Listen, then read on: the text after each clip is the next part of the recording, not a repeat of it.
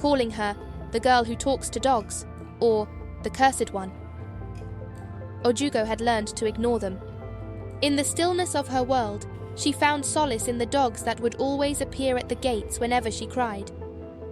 They barked, howled, and circled the orphanage as though they were protecting her. But no one understood why they came, and so Ojugo was always the subject of whispers and stares.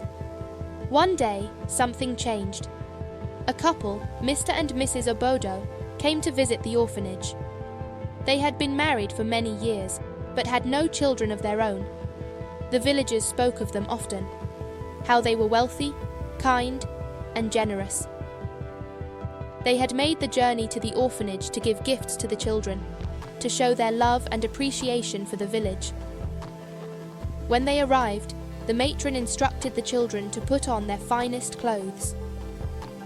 The brightest and most charming children were placed in front of the visitors, while Ojugo was told to stay in her room. "Your presence will scare the guests," Matron Nana told her with a sharp glance. "Stay out of the way." Ojugo, as she always did, obeyed without protest. She sat in her room, her fingers tracing the smooth texture of her old clothes. In the stillness, she began to sing softly, her voice like the breeze that passed through the trees.